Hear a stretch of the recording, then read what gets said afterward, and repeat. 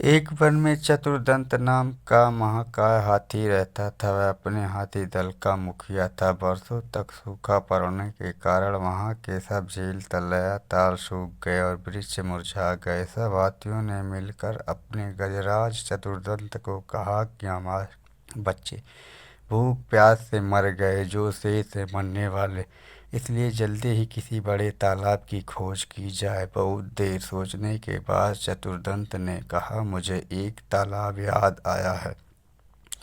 वह पाताल गंगा के जल से सदा भरा रहता है।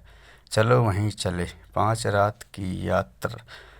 रात की लंबी यात्रा के बाद सब हाथी वहाँ पहुँचे। तालाब में पानी था। दिन भर पानी में खेलने के बाद हाथियों का दल शाम को बाहर निकला। तालाब के चारों ओर खरगोशों के अनगिनत बिल थे। उन बिलों से जमीन पोली हो गई थी। हाथियों के पैरों से भी सब बिल टूट फूट गए।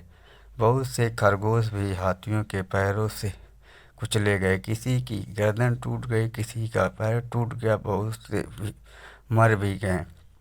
हाथियों के पास वापस चले जाने के बाद उन बिलों में रहने वाले छत लहूलुहान खरगोशों ने मिलकर एक बैठक की। उसमें स्वर्गवासी खरगोशों की स्मृति में दुख प्रकट किया गया तथा भविष्य के संकट का उपाय सोचा गया। उन्होंने सोचा, आसपास से अन्यत्र कहीं जल न के कारण ये हाथी अब हर रोज इसी तालाब में आया करेंगे और उनके बिलों को अपने पैरों से रौंदा करेंगे। इस प्रकार 2-4 दिनों में ही सब खरगोशों का वंशनाश हो जाएगा। हाथी का स्पर्श ही इतना भयंकर है जितना सांप का सूंघना, राजा का हंसना और मान। इस संकट से बचाने का उपाय सोचते सोचते एक ने सुझाव रखा, हमें अब इस स्थान को छोड़कर अन्य देश में चले जाना चाहिए। यह परित्याग ही सर्वश्रेष्ठ नीति है।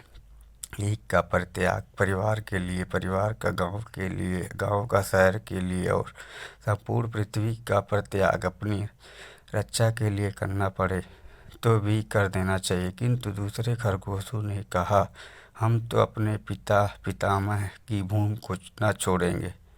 कुछ ने उपाय सुझाया कि खरगोशों की ओर से एक चतुर दूत हाथियों के दलपति के पास भेजा जाए।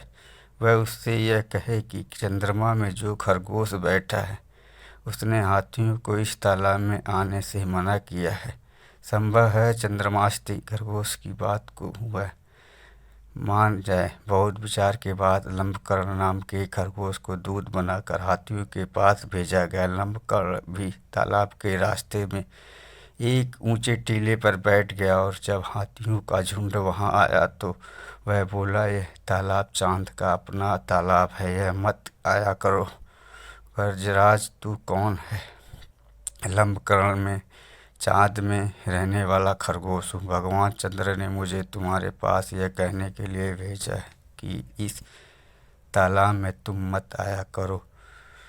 गजराज ने कहा, जिस भगवान चंद्र का तुम संदेश लाए हो वह इस समय कहाँ है? लंबकर्ण, इस समय वह तालाब में है। कल तुमने खरगोशों के बिलों का नाश कर दिया था, आज वे खरगोशों की विनती सुनकर यहाँ आए हैं।